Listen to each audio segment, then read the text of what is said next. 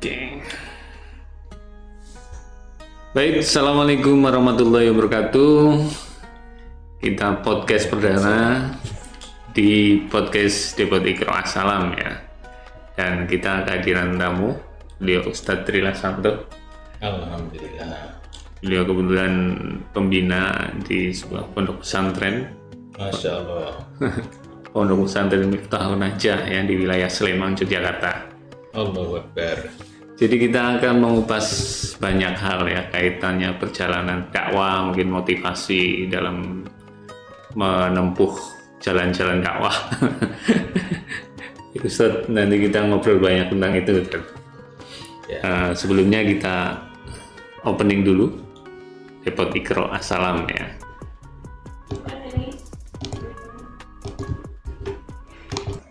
Selamat datang Depot Assalam, pusat kebutuhan ngaji terpercaya. Selamat menyaksikan. Selamat datang. Oke, kita akan banyak ngobrol ini. Selamat datang Ustadz. Alhamdulillah. Di podcast perdana di Depot Iqro Assalam. Alhamdulillah nanti insya Allah kita akan ngobrol banyak dengan dai maupun orang-orang yang bergerak di dunia dakwah. Nah, kali ini kita ingin mendengarlah sedikit pelajaran, barangkali ada hikmah selama Ustadz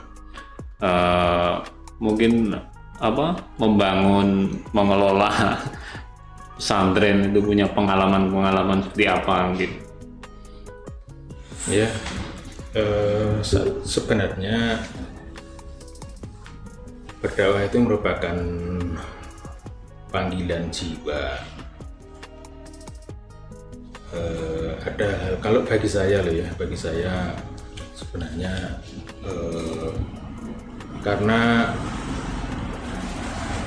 dakwah ini merupakan perintah dari Allah, sehingga saya punya satu prinsip, kalau disuruh tidak boleh menolak gitu ya. Tapi kalau tidak disuruh, alhamdulillah berarti libur.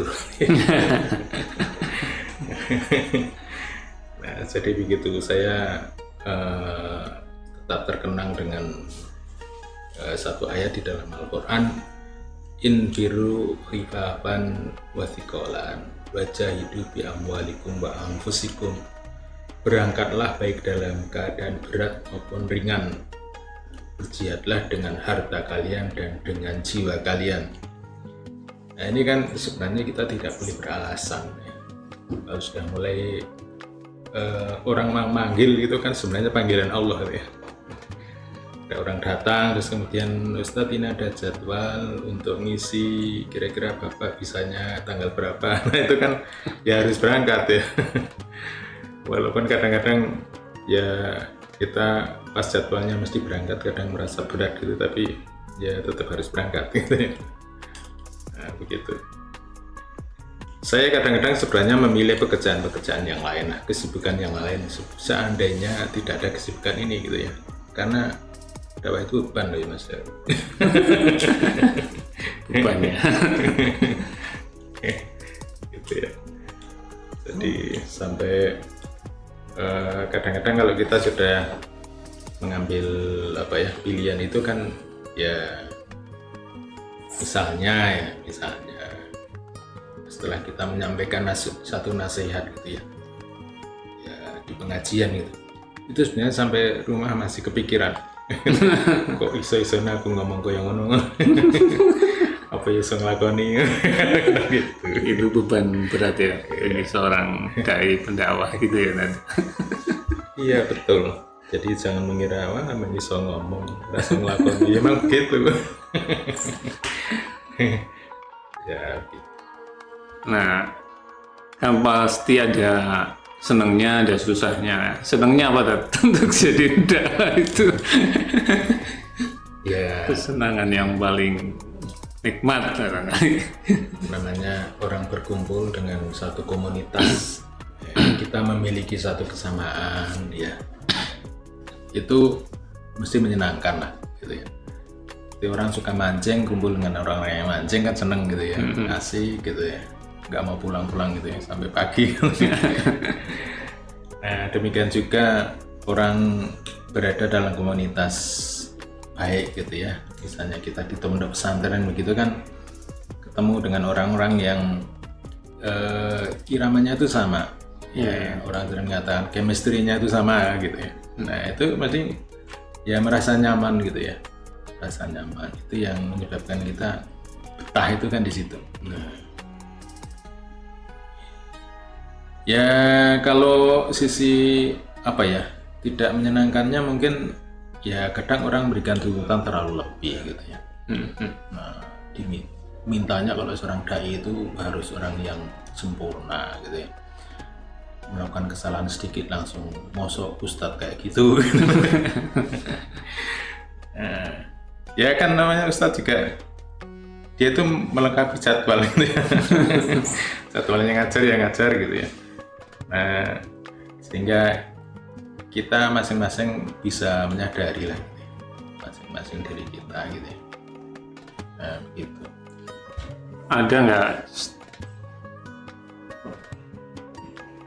standar minimal gitu ya, standar minimal yang harus dimiliki seorang ustadz untuk berdakwah itu deh? Ya sebenarnya sesuai dengan tingkat kemampuan kita masing-masing ya. Setiap orang kan memang punya ya sesuai dengan audiennya juga dan sesuai dengan kemampuan ustadznya. Saya ingat itu ada satu penjelasan di dalam kitab Nasoihul Ibad ya. Itu kan orang yang ulama itu kan dibagi menjadi tiga. Jadi tiga. Nah, ulama itu ada tiga. Yang pertama disebut fuqaha.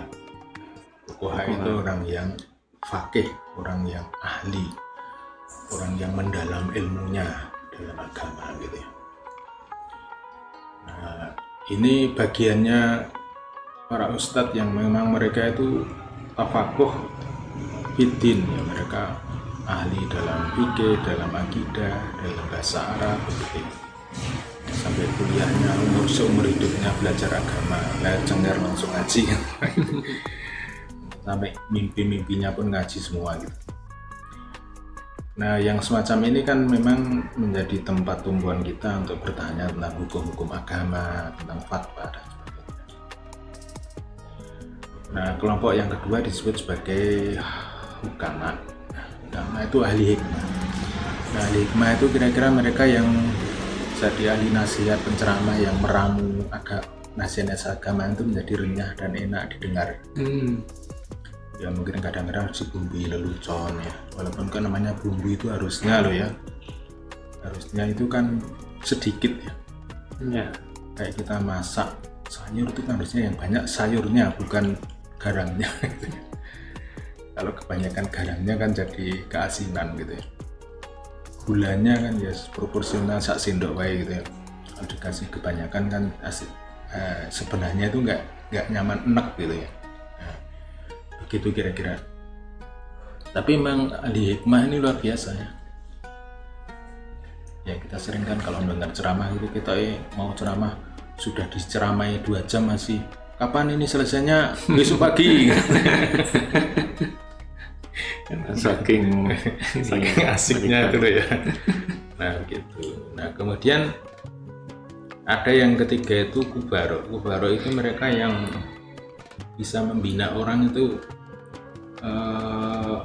ya dari hati ke hati ya. Kantas gatu nafs. Jadi kalau orang itu sudah ngaji sama dia itu akhirnya ada orang-orang yang ikhlas, khusyuk, rajin ibadah gitu. Itu memang spesial gitu ya. Nah dari 3 kategori ini kadang-kadang bisa terkumpul di satu orang. Cuman kadang-kadang ada yang cuma memenuhi 2 atau kadang hanya memenuhi 1. Ini harus kita pahami. Gitu. Nah kalau orang itu salah menilai, nah ini masalah. Ya. Bertanya fatwa kepada ahli ibadah. bertanya fatwa harusnya kepada fuqaha tapi tanya kepada kubaro. Nah ini kan keliru. Jadi orang tekun sekali ibadah khusyuk terus ditanya fatwa hukum tentang sesuatu, biasanya orang kelirunya di situ. Misalnya lihat saya, wah ibadah ireng, sholat suwe, berarti nek ditekoni fatwa mesti pas, ya belum tentu. Saya kalau ditanya fatwa tentang muamalah mungkin berarti meleset jawabannya gitu ya. Nah, gitu. Jadi tanyalah kepada ulama sesuai dengan keahliannya. Tapi jangan tanya tentang fatwa pada ulama sing isine memang ahli hukama, ahli hikmah yang pinter ceramah.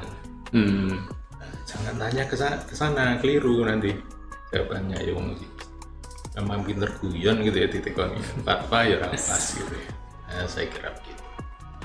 Semuanya bermanfaat untuk umat. Nah, gitu.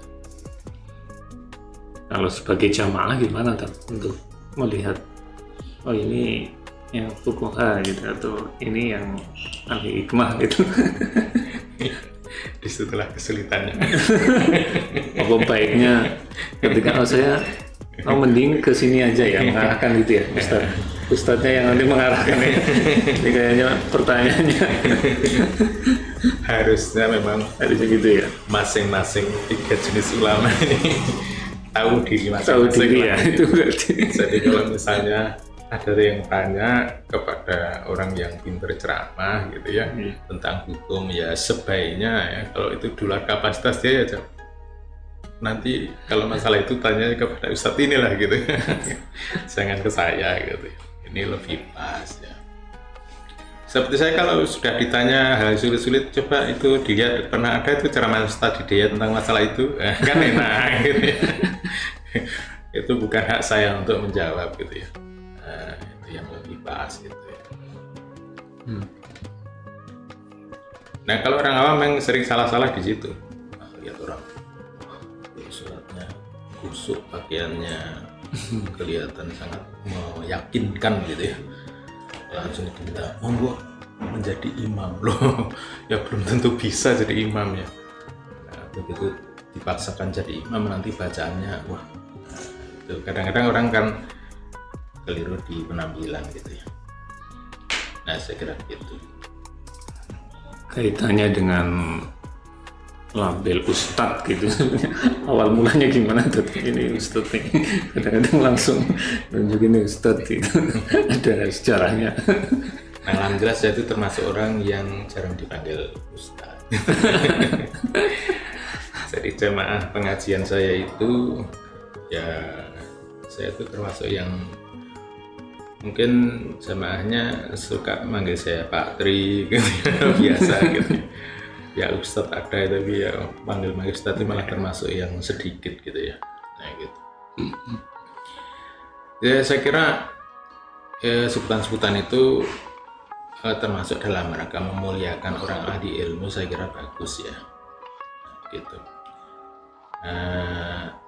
Walaupun kadang-kadang panggilan itu ketinggian saya juga redek gitu.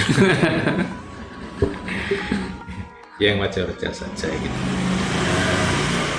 Saya kira begitu. Termasuk ketika kita di pondok pesantren ini ya, pondok pesantren tahun aja ini kan pondok pesantren modern ya. Pesantren modern itu memang figuritas, ketokohan itu memang bukan figuritas, maaf mungkin istilah yang terlalu berlebihan ya. Ketokohan itu tidak begitu kelihatan gitu ya, sehingga di sini mungkin biasa memanggil saya Pak Tri gitu ya, biasa. Nah, saya kira itu wajar gitu ya. Dan kita lebih lebih mengedepankan kepada manajemen ya, pendidikan gitu ya. Dan di sini menampung bermacam-macam keahlian gitu. Jadi dari pendidikan umum maupun pendidikan agama. Ya itu pilihan saja sih ya. Sebagai sebuah pondok pesantren barangkali secara historis ya, secara kesejarahannya jadinya seperti ini begitu ya. Ya tergantung potensi yang dimiliki oleh masing-masing gitu. Kalau Miftahul Najah sendiri kan sudah termasuk lama dan berdiri dan sudah mencetak ya, Jadi santri-santrinya udah cukup banyak meluluskan ya. Mungkin ini sekedar sharing aja mungkin bagi mereka yang baru mau merintis merintis sebuah pesantren ataupun madrasah gitu, biar mereka punya kekuatan untuk menjalankan itu sampai pada titik di mana kemanfaatannya semakin luas. Itu mungkin bisa di sharing Ustaz. Ya, mengembangkan kerjasama, artinya membangun satu jaringan network ya, istilah network ya, namanya pesantren modern kan mungkin istilah itu network. Jadi kita mengembangkan network ke komunitas yang memang kita punya potensi masuk ke sana. Ya, sebenarnya semuanya punya network ya, masing-masing punya networknya sendiri-sendiri. Yang Salafiyah sebenarnya mereka punya networking juga. Networkingnya mungkin malah lebih lebih lebih kuat gitu ikatannya. Sedangkan kalau modern seperti ini kan tidak sekuat yang Salafiyah ya. Nah, sehingga bisa dibilang kalau mungkin pengembangan memperkenalkan santri, proses marketingnya itu mungkin beda sekali. Nah, di situ sehingga kemampuan kita membangun network ini banyak yang kemudian gagal biasanya di network ya. Nah, saya kira itu. Kalau lain-lainnya saya kira semua orang di pesantren punya modal yang kira-kira sama lah, keikhlasan ya kira-kira sama lah. Apa sih yang diharapkan mengelola pesantren? Selain hanya keikhlasan tadi itu gitu. Ya. Kuncinya ya. Kemudian kalau itu saya kira semua pesantren punya modal yang sama. Kemudian kalau misalnya modal kafa'ah diniyah ya, kemampuan masalah agamanya, saya kira semua pondok pesantren punya modal yang kira-kira mirip-mirip lah gitu. Nah, cuma penting kalau sudah di networking inilah kemudian kita membutuhkan menggalang orang-orang yang potensial di masyarakat, kemudian mereka mau bekerja bersama untuk mengembangkan satu pesantren itu. Baik Ustadz, terima kasih sharing-sharingnya. Mudah-mudahan ini bisa menginspirasi para pemirsa semuanya yang terutama sedang menjalani proses dakwah, mungkin sedang mengembangkan pesantren atau madrasah, menjadi terus bersemangat dan memperluas kemitraan jaringan networking itu tadi. Oke, terima kasih. Sampai jumpa lagi di podcast Depot Iqra Salam selanjutnya. Wassalamualaikum warahmatullahi wabarakatuh. Waalaikumsalam warahmatullahi wabarakatuh.